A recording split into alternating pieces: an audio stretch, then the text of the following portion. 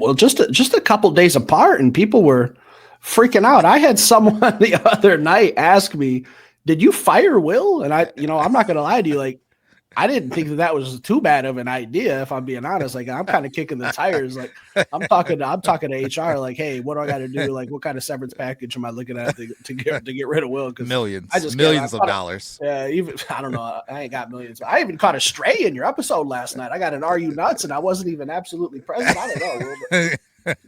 Will, crazy things going on in the streets today. I didn't want to dive down this road, Will, but I think we have to have a small conversation about refereeing again.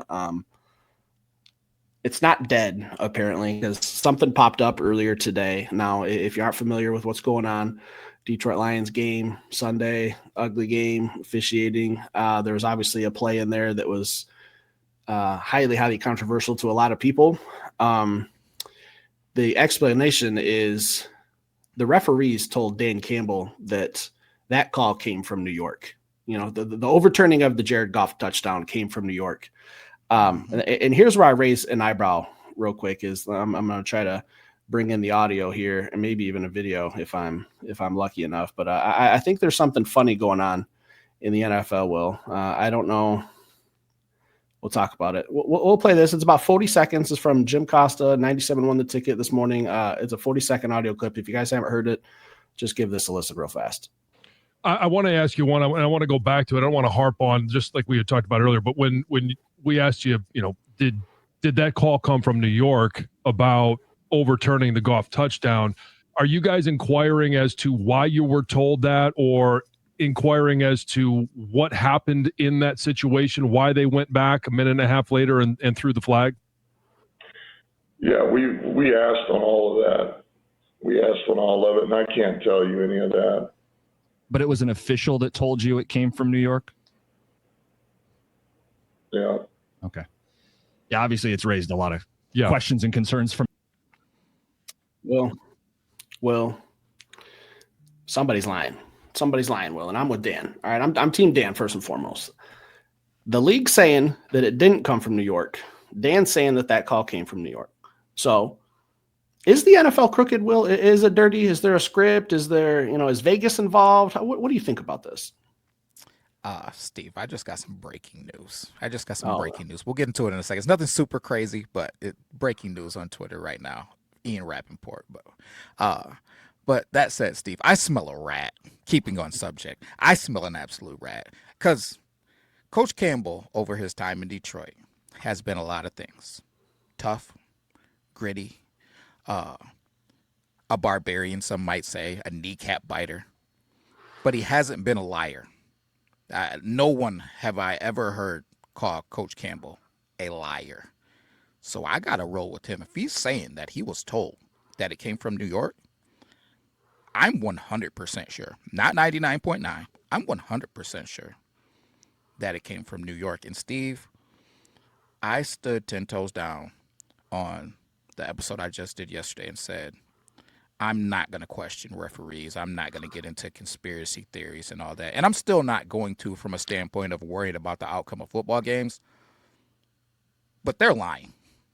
They're lying, and they're saving face right now. And it makes me a little bit more uncomfortable than I was about just the NFL and their dealings with the Kansas City Chiefs and just things involved with that. But ultimately, we got to make enough plays to win. But I smell a rat, Steve. Are you smelling a rat? Am I crazy? How you feeling?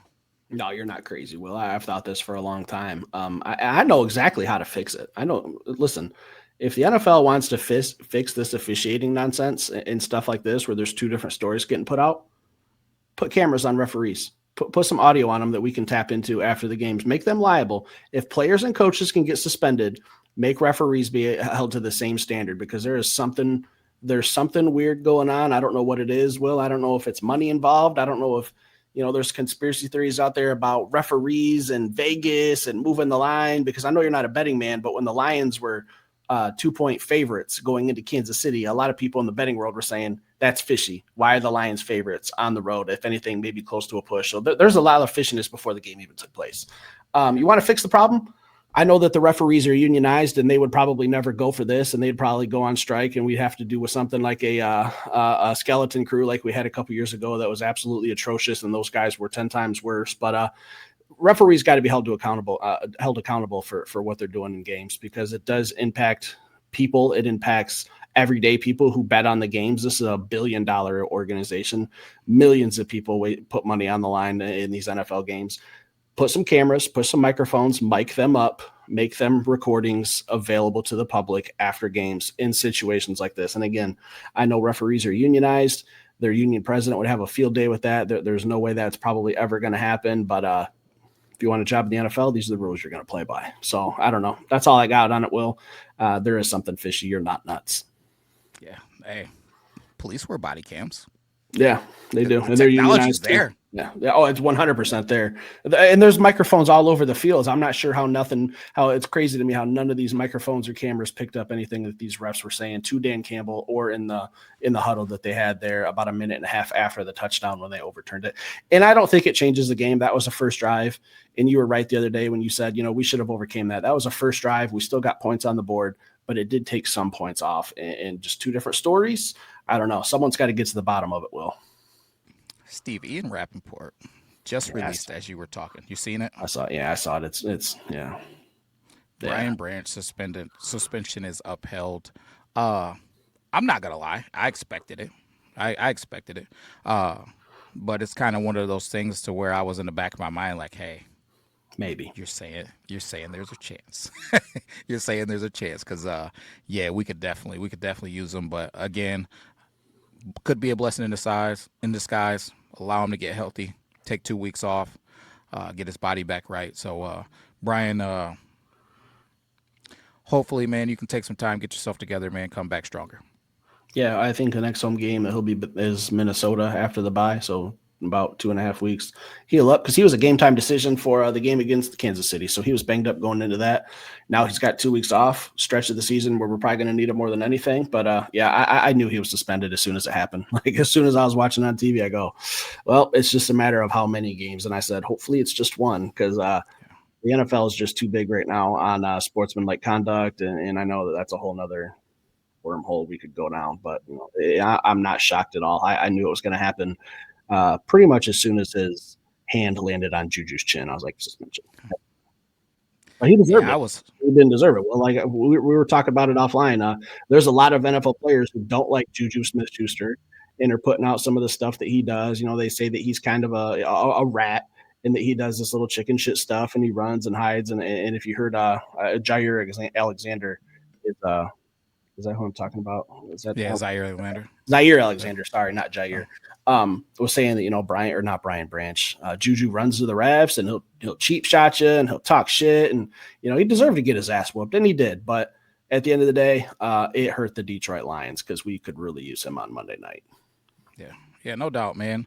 I'm looking forward to the opportunity though for us to face a little bit of adversity and get through it too, because I think at the back end of this run, hopefully this long run to the Super Bowl, maybe we get some guys some time and some reps that wouldn't have got reps otherwise, and when we got to call on their number, they'll be more ready. Glass half full, Steve. Yeah, glass always half full. I mean, good thing is he gets 2 weeks off to heal up and get his body back into the condition that it needs to be in, because he's dealing with some injuries. So that's another plus side too. But what else we got for tonight? Big news, Steve. Big news. Cheese in ear to ear. Even though it makes me wrong if it does go down, like I think it's going to go down. I predicted this to happen after the bye week with playing against the Minnesota Vikings, but maybe Christmas comes early. Coach Campbell said, and I quote, "Got to get Alim out there. Alim will be out there this week, barring some type of setback." So full expectations of Alim McNeill being out there. We're finally going to get to see at least a couple glimpses of this D-line with Talik and Reeder and my boy Aiden Hutchinson out there. And then Steve, is he going to play some big boy in with us being so deep with Reeder and Talik Williams? You know what I mean? Like, is he going to get the opportunity to see all four of them out there with Aiden Hutchinson? That's what I want to see. I want to see what that looks like. I don't know how much I want to see Alim McNeill play. And I said it a couple weeks ago. I thought he would be back for the Cincinnati Bengals game. I think I said like 12 to 15 reps. I'm still in that boat, but it's a little weird with the bye week coming up. Maybe they push him a little tad bit more with the bye week and another week of rest, but I don't know that I want to throw him into a new position right off the rip. And I know it's not probably a new position. He's probably experimented a little bit before, but I think we just need to keep him in the role that he's comfortable in. And is that going to be passing downs? Is it going to be rush stop only? Is it going to be a combination of both? I don't know, but I am excited. Anytime you're getting a Pro Bowl caliber defensive tackle back, that's never going to be a bad thing. So I'm absolutely ecstatic. I wanted him back a couple weeks ago, held him out a little longer just to be safe. I think that this is the right move. Yeah. I'm just, I'm trying not to get overly excited, but I am over the moon about it, man. A little bit nervous. I'd be lying if I said I wasn't nervous, but all things are pointing towards he was ready like 3 weeks ago. So they said he's been giving our offensive line hell at practice. So yeah, why not take some of that aggression out and get a little extra time to heal, Steve? So, but I got to do something cool today, Steve. I had a little bit of extra time, and I watched all of Kendall Fuller's targets from last season, and it got me to thinking, man, because I really hadn't thought about Fuller since free agency when he was leaving, or when the Washington Commanders re-signed him.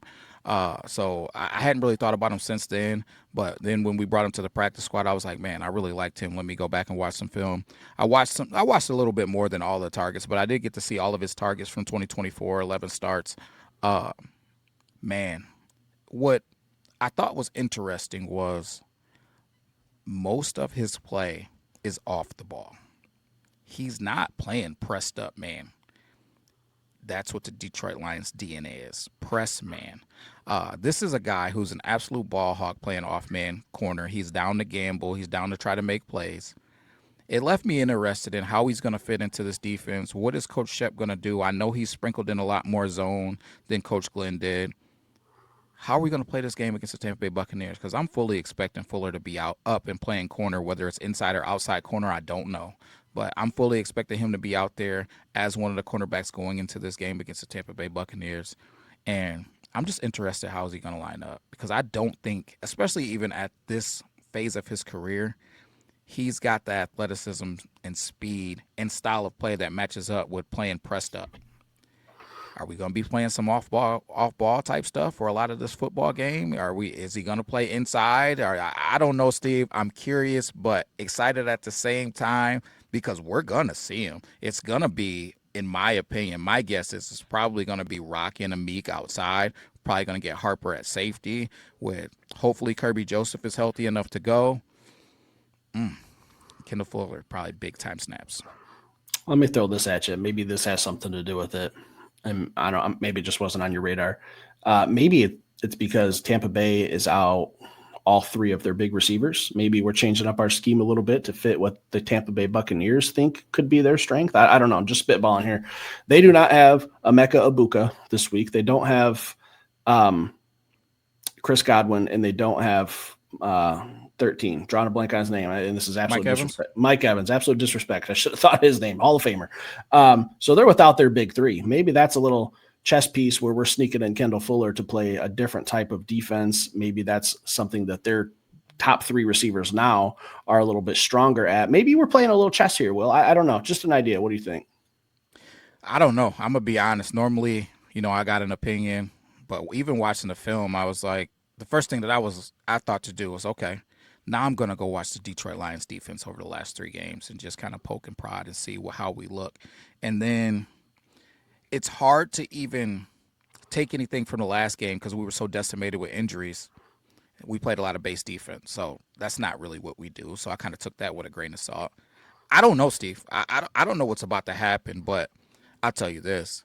If Coach Shep puts together a great defensive called game, I'm going to have to tip my hat to him a little bit extra, because it would be special to me having a guy who has taken no snaps with the Detroit Lions, has basically been on the shelf coming off of the couch and having a lot of success. If he can do that, it'll be nothing but respect for me. And I don't want to make it like it's going to be something that I don't believe is going to happen. I believe that it's going to be serviceable at the minimum. So we'll see.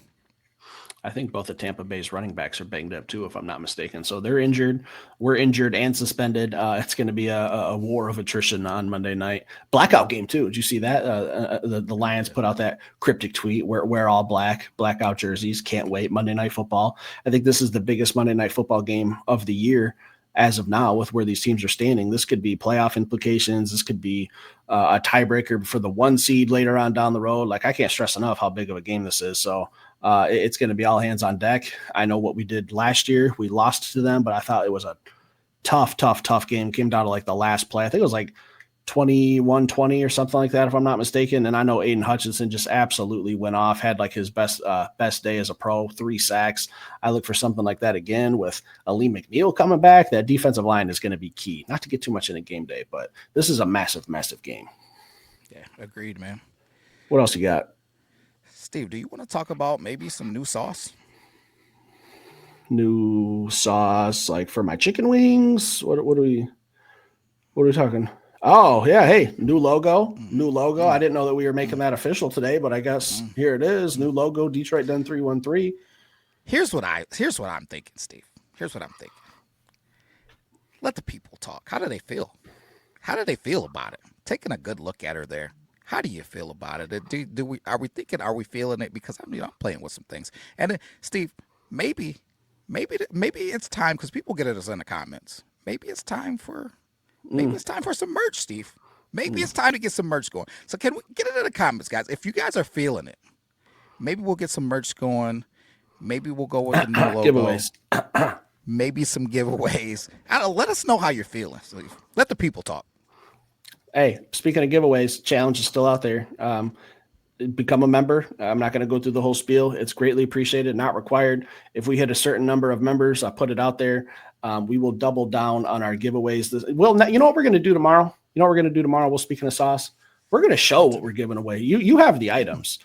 Maybe we bust those off the shelf, and that will entice people to see what they could win. I don't have what I'm going to get yet. I'm waiting to see if we're going to hit those numbers, and I'm going to go up to the store, get some stuff. But I know you have some things.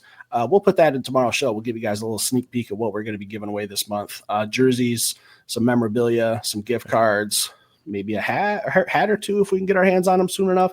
Stick around, hit that like. You got something else? Yeah, last thing, real quick. Steve, I got another member gift too. So I got an extra card, an extra gift card that came from a member. He doesn't want me to shout out his name, but I will say, long-time veteran member. We really appreciate you. You know who we are. Nothing more reason to become a member. Best giveaways in town right here, Detroit Den 313. Hit that like button. We'll be back later with another show. Peace.